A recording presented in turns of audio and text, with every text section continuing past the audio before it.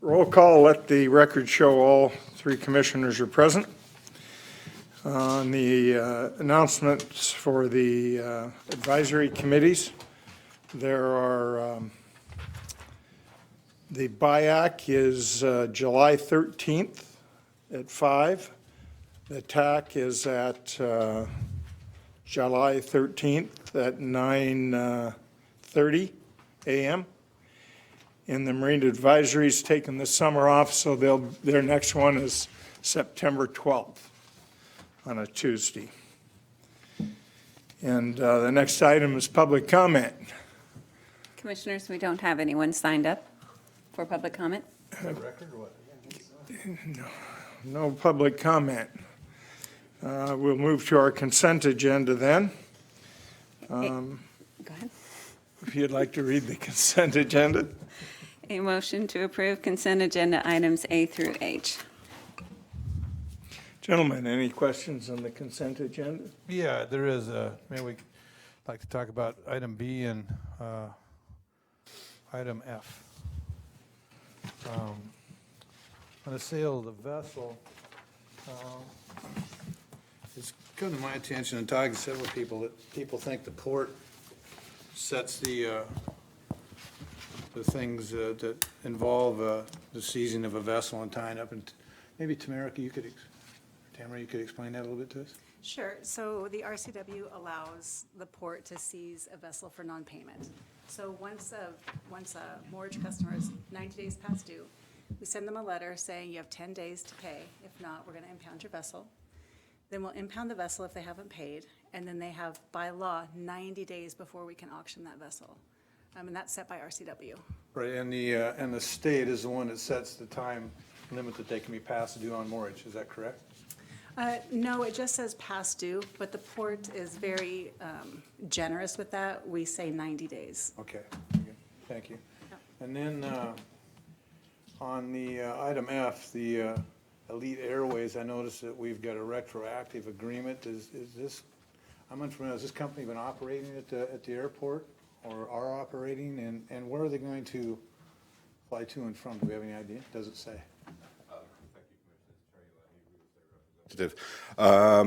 I believe their first flight actually came in yesterday, and they did get our prior permission to do that. They've provided us with insurance, and we have a signed document on their site. But that was a previously agreed to flight. Other than that, I'm not aware that they have come in at the airport, and we scrambled trying to get this agreement in place as fast as we could on the closest, on the first available agenda. The other item of where they're flying to and from, that can vary, making wherever they can get their charter airlines coming from, and they'll be landing at Bellingham or taking off from Bellingham. My understanding is sometimes they may come in empty and take passengers, or vice versa. Okay. And good to see you, Sunil. And you're good with this? The agreement is for irregular charter service. Okay. Less than weekly service. They just started last week. They went to Bullhead, Laughlin, Nevada. The other destination is Wendover, the next one. And mostly gambling destinations in Nevada. Okay. And ferry flights. All right. Thank you. Guess we better pass it if they already did it. That was the concern, Sunil, before you came in, is that the contract seems to be retroactive. I don't know if you can shed any light on that. They came to us with very short notice. They're already scheduled and sold these charter trips. So we needed to get it in front of you, and that's why it's retroactive. I think the first flight was earlier this week. Thank you. Any other questions? No. I had one just discussion on E. It just brought to mind food trucks. How do we decide when we're going to allow a food truck? Does it depend on what other businesses, brick and mortar, are already there? Does it, in Blaine, I'm concerned that there might be some guy uptown that's in the fish and chip business that says, gosh, I didn't know anything about it. Do we put it out for an RFP to give him a chance to have a food truck down there, or how do we do that? Excellent question, Commissioner. A couple of years ago, we did an in-depth analysis of where we could allow or not allow food trucks because they started approaching the port because it was a very popular business to get into. And staff did an analysis and came up with a couple of recommendations. One of them was the Blaine area, and the second one was close to the Bellingham shipping terminal. The reasons for that is we don't have any direct restaurant or food providers on port property in those areas that they would be competing directly with. So this is actually the first one who's actually come through with their agreements. It's a short-term, month-to-month agreement with a 10-day notification clause. So we have had other interested parties, but usually it's for locations that we have direct brick-and-mortar tenants who are providing a similar service. I guess my concern, the guy in the corner there of the harbor that's selling sub sandwiches, if we allowed someone in there to sell sub sandwiches, it would probably hurt him.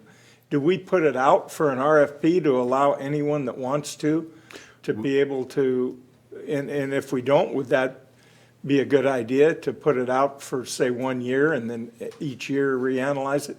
We can certainly look into that, yes, Commissioner. I mean, I'm just worried about the poor guy that has his business there in the corner, barely making it, and all of a sudden the food trucks there, at least if he had a shot at it, or if a guy's putting a restaurant in Blaine or a fast food in Blaine and say it was a fish and chip, and then we allow the guy to go down there and he's gonna say, I didn't get a chance.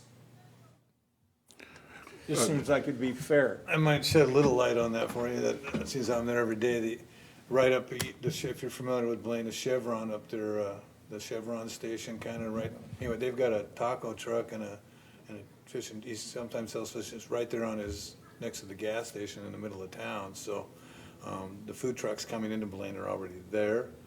I don't know that they, He has a food truck in there now? yeah, and he comes and goes, so I do not believe that this fish and chips truck down at the harbor, it will impact the restaurants in Blaine itself. I really don't. There is a little fish and chip shack, that little red caboose that's in the middle of town.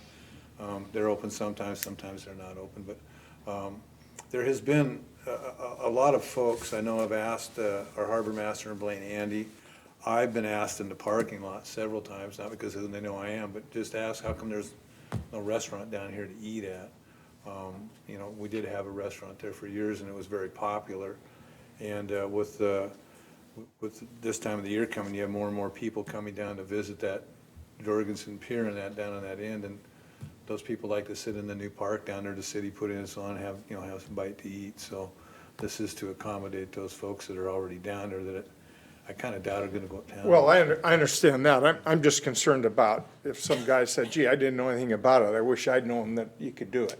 Yeah, well, there is that. I'm not sure if we had. We always look at anybody who approaches us. As I said, we have had a number of different people approach us in the past, but nobody's actually come through with all the documentation I and see. everything. Well, when I read that and it said you'd had a bunch of people approach you in the past, I didn't know if we turned them down. They just didn't materialize is what happened? Some didn't materialize, and some were looking for spaces like at Squalicum Harbor or Bellwether or places like that, which would go against our brick and mortar tenants that we have there. Sure.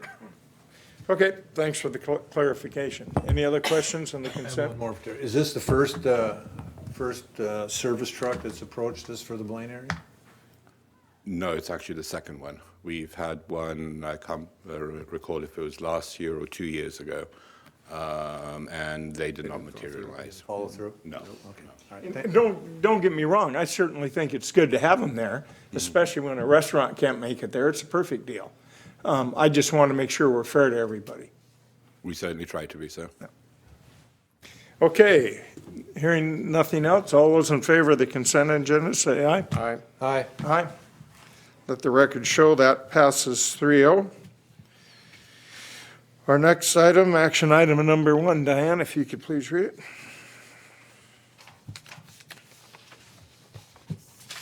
Authorize the executive director to execute amendment number 1 to the Western Crossing Memo of Understanding or Memorandum. memorandum of understanding or MOU. Thank you.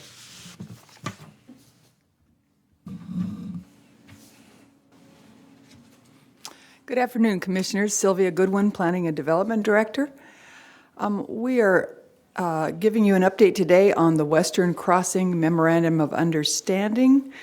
We met with the Western Crossing Board last week on May 10th, I believe. A little background for those of many people in the audience that don't know all the history of this project. We bought the property in 2005.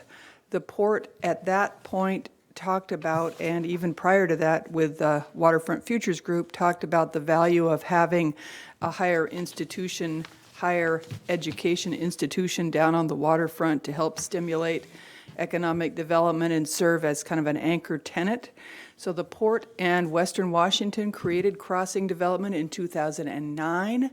We got the first MOU with Western Crossing in 2013, just prior to adopting the Waterfront District Sub-Area Plan.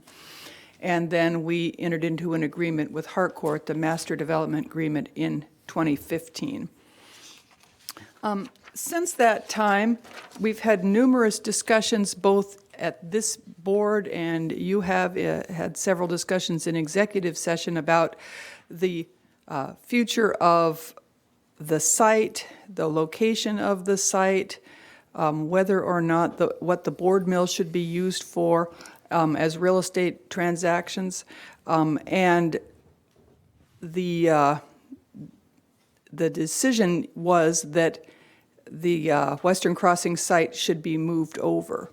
So we brought that to all of you. I think we've given you several updates, and it went to Western Crossing last week, and the Western Crossing Board agreed. So we're bringing it for you now, and then there's a few other steps before it can be finally signed.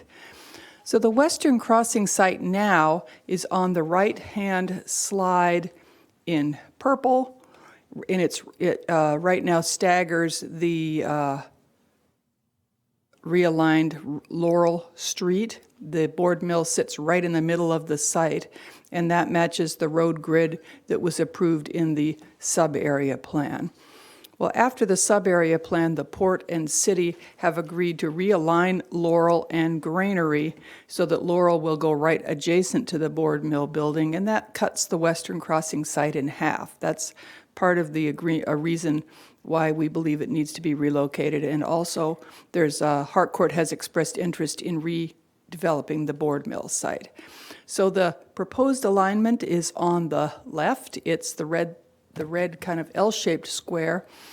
The commission direction was that the site should not encroach into the log pond beyond the center line of Myrtle Street, which is where the Harcourt MDA is now.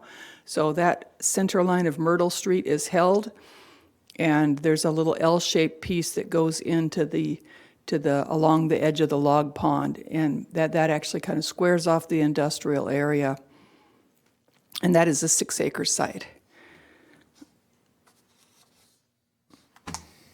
The next steps, if you approve this new alignment, is the Western Washington University Board of Trustees still needs to take a look at it. I believe they've been briefed on it, but they still need to take action on it. The Port Commission and Harcourt will need to amend the Master Development Agreement because part of the Western Crossing, the new site for Western Crossing, is currently within the Harcourt MDA, so they both need to be modified before this can be approved finally. And then after that, Western will propose and prepare a university development plan that's in the agreement. And after that plan is submitted, the port will then file a specific binding site plan and deed the property to Western Crossing. So the agreement actually gives them until the middle of 2018, June 30th, 2018, to complete that university development plan, and we're expecting that we would deed them the property sometime about that time frame, about a year from now. So I will move this back if you have questions about the site. Just a point of clarification, we will not deed the property to Western. Oh, we'll I'm sorry. Deed it to Western Crossing. Western Crossing, yes, I'm sorry. But Western owns the development plan, not Western Crossing, so. Right. Thank you, Rob. Okay, any questions, gentlemen? No, I don't have any. I spoke with Robert earlier. Sylvia, can you go to the next steps page, please? Yes. So where's the, at what point in these next steps do we involve the city to amend the paperwork and documents we have with them? Actually, the road is, the Granary Road and Laurel Road has already been amended as part of the capital facilities agreement. And the master plan in general, the sub-area plan, will be, assuming we work out the details, the next opportunity is April 1, 2018. So this plan, as proposed, is not inconsistent with the sub-area plan. The sub-area plan would allow Western Crossing to be in this location. The industrial mixed-use zoning allows research development, institutes of higher education are allowable uses. So there's nothing in the sub-area plan that is inconsistent with this plan. But our intention is to work with the city and Harcourt over the next year to develop a application for a sub-area plan amendment in April 2018. Okay, can we see the other page again, please? Yep. So is the binding site plan happening after that process with the city? It could happen after it, or it could happen before it. The application, April 1 of 2018, would then be followed by 6 months or so of public process before the sub-area plan would be amended. And there's really nothing that would prevent us from moving forward with the binding site plan to create that parcel and deed that parcel to Western Crossing before the sub-area plan. We don't know the timing of either. Partly that depends on how quickly does Western prepare a university development plan and how quickly do other things happen. But the two can be happening simultaneously. Is that a concern? It will be. The university development plan, so we signed an MOU with Western Crossing previously to come up with a development plan. That date was missed a couple years ago, and this is bumping that out to 2018. They presented a program that they're put together to hit this 2018 date? They agreed at the Western Crossing discussion, they agreed to the June of 2018 date. Again, they did miss their 2015 deadline, and we had been discussing at the time an extension to that deadline, but it's now finally coming to you. So there's no guarantee that they will be able to come up with a university development plan before the 18th, but we believe they will. Yeah, I mean, I think that before 2018. I think the issue that they've had is without funding and without a firm program, it's really difficult to project exactly what they're going to do with that site. But I am hoping that between now and a year from now, they'll have a little better of idea of what it is they're proposing.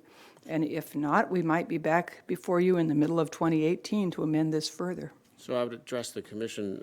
I've been hearing that same story for 8 years, and I've been unable to convince the previous commissions that we should push a little harder on Western to not exactly put up or shut up, but do something. And bumping this down the road another year doesn't give me any hope that anything will happen in the future either. If their entire program that they're pushing requires state funding, and yet there's no identifiable state funding, it makes me wonder, how long are you going to leave these 6 acres idle?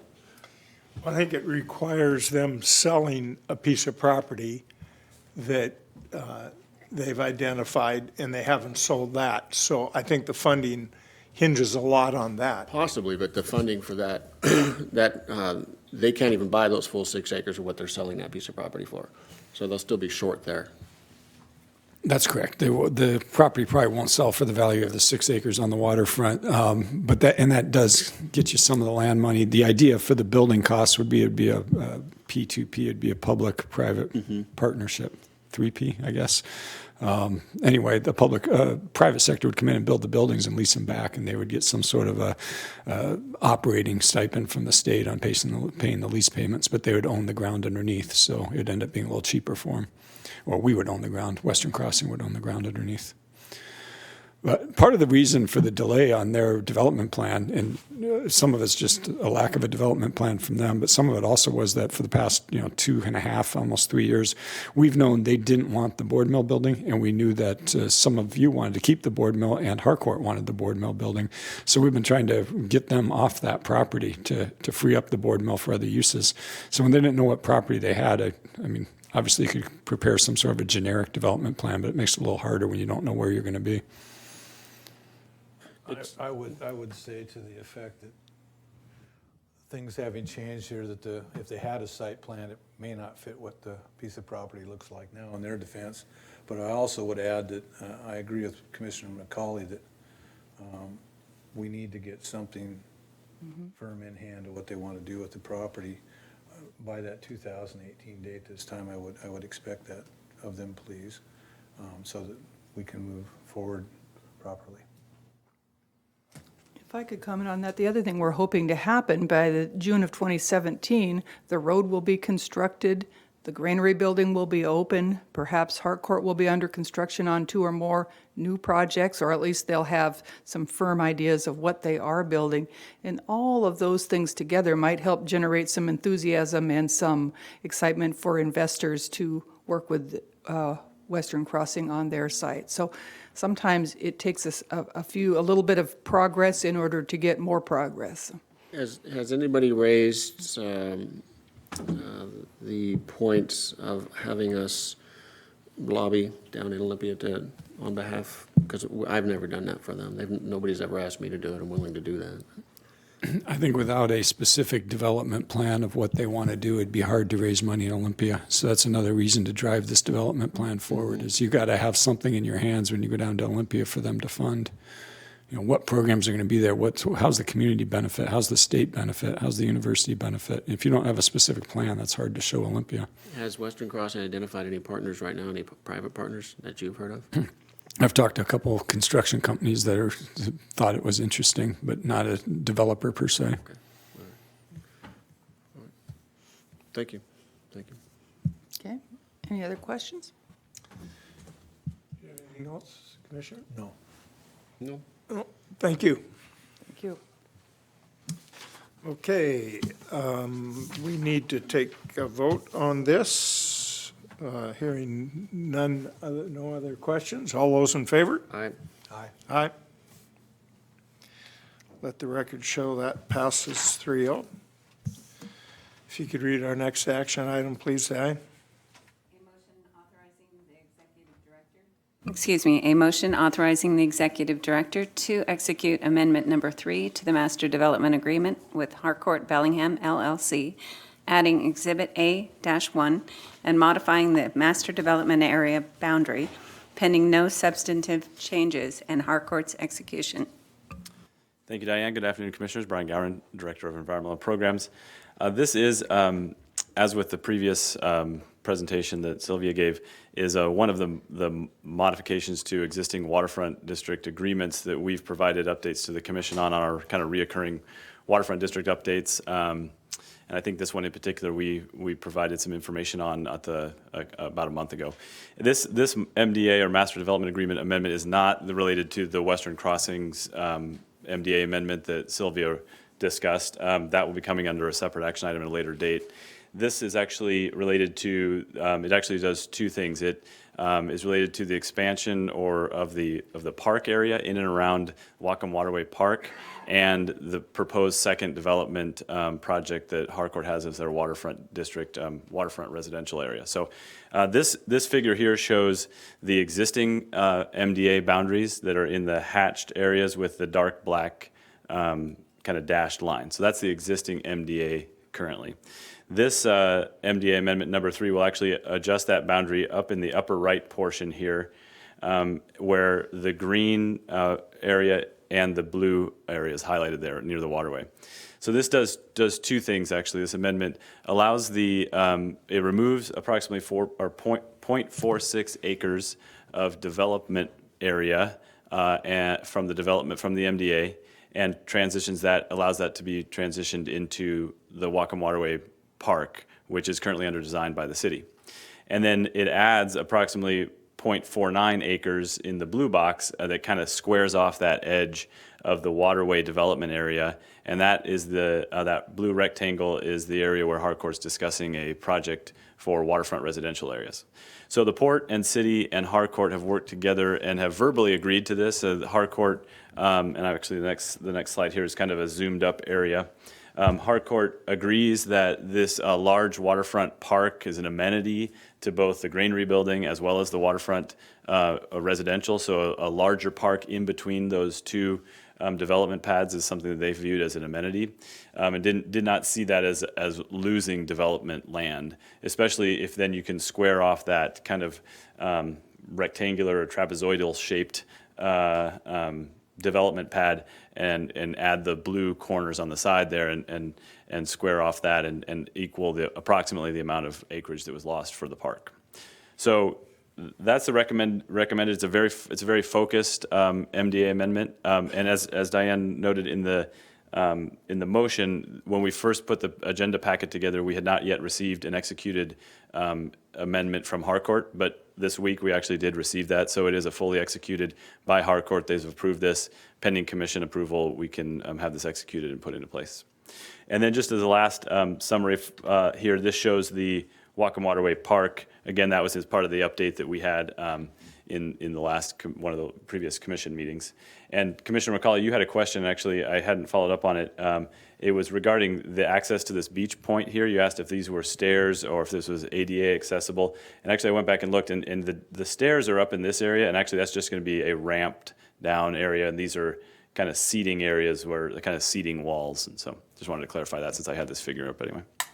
So with that, I'd be happy to answer any questions. I have a question. Can you go back to previous? Above granary where it says 110 feet, I noticed that the green area and the blue area come down to a point. And is there two different properties right there, or is that No, all and gonna actually, be yeah. parked now and not just showing what they're at?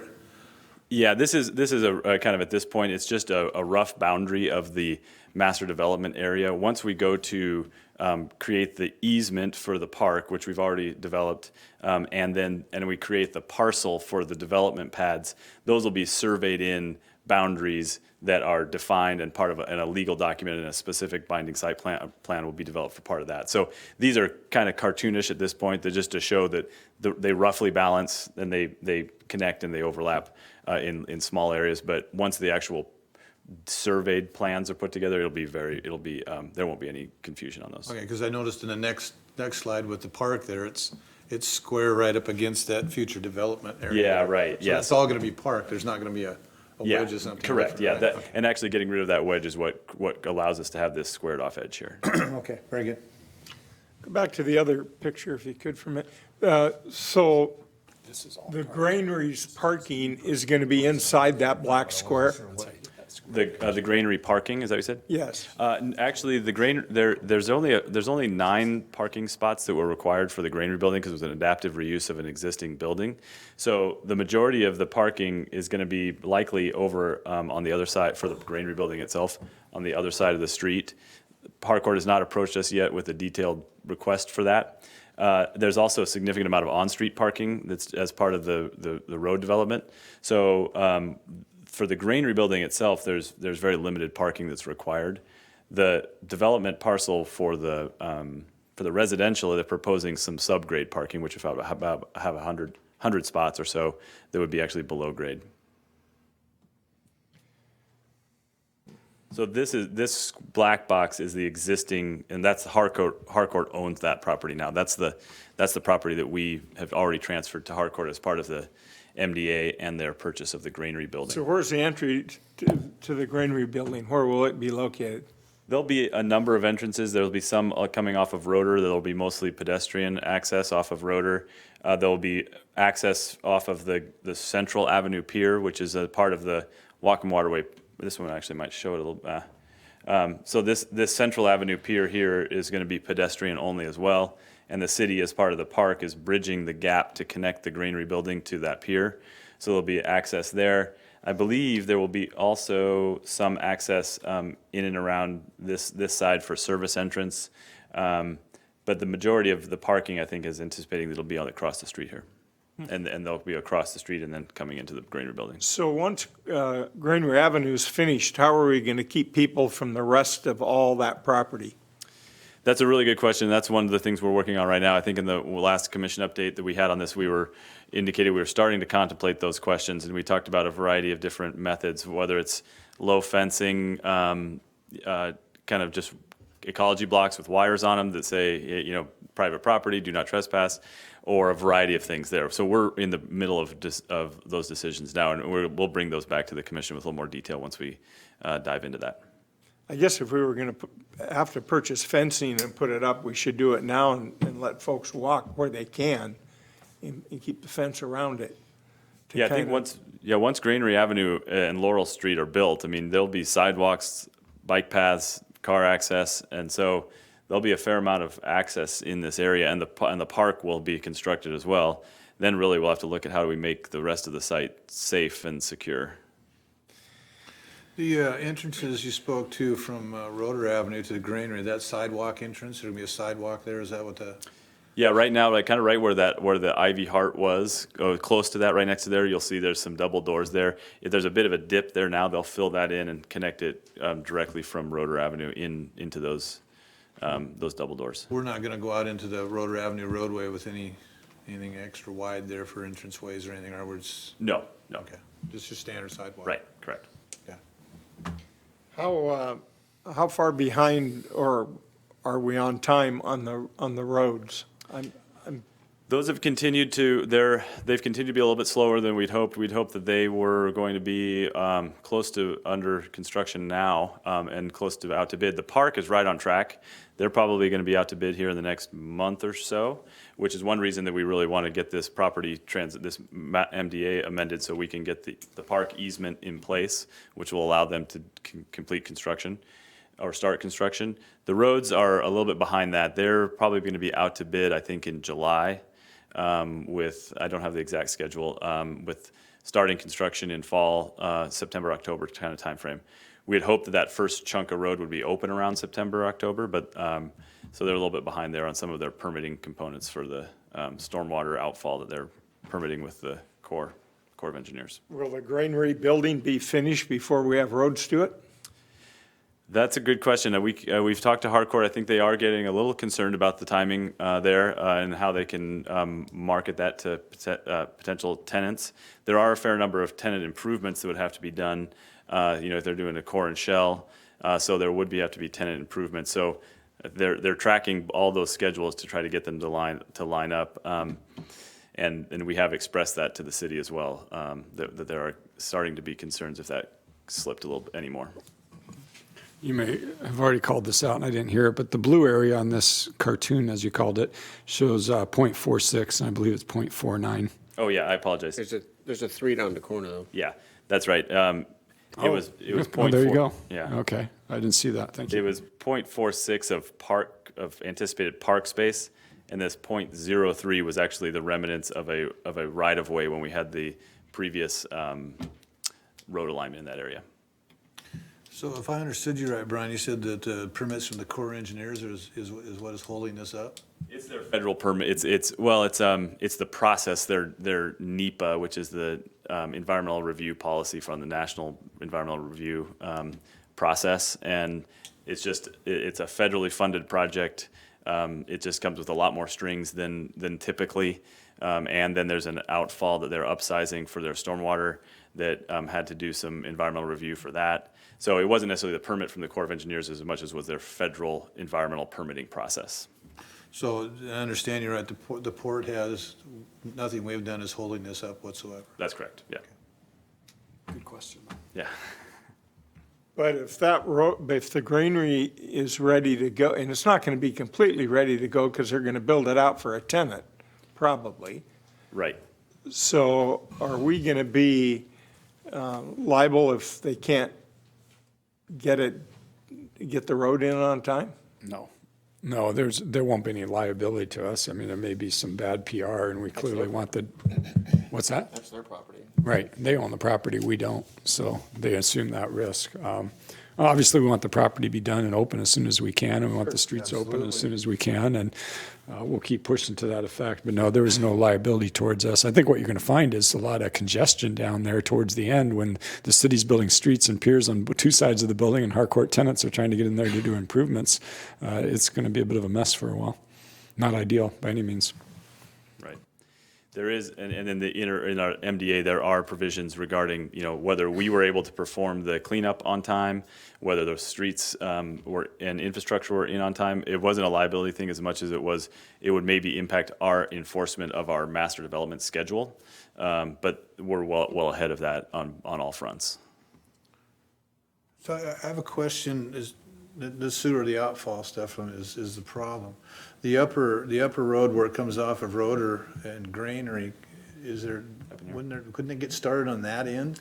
That is what they will be doing. Actually, that's going to be the first phase of their work. They have this whole build out of the Granary and Laurel is a year-long project, and they're hoping to get the first phase done up to about this break point here as fast as possible so that they can get out of the way of the Granary building. So that's already anticipated, but the actual just getting the final permits, that's all one project that requires that permit, though. Okay. Any questions, Commissioner? No, just get this down to their office in the morning and help them roll it out. Sounds good. I think if we get done early enough, we can get it there tonight, huh? Sounds good. Aye. Questions? No. Okay, hearing none. All those in favor? All right. Aye. Aye. Thank you, Let the rec- Commissioners. Let the record show that passes 3-0. Well, we take an hour break. Is that what we'd like to do? Do new business first, or? Oh, yeah, let's do new business. Is that okay? Yeah, that's fine. Sure, I don't have any. I have no new business. We just take care of new business. No. Rob's gonna go watch soccer. Well, You got some new do business, we want to come back? Do we think there's, Yeah, we have to come back and do a 5:30 open meeting, At least closed two of meeting. us have to be here. Yeah, 2 out of the 3 of you need to be here and open, close the meeting and take any public comment. okay? Will do. We're on break? We're on break. Do you want to decide which 2 of the 3 has that duty, or do you want all 3? For it? Draw straws? I'll be here.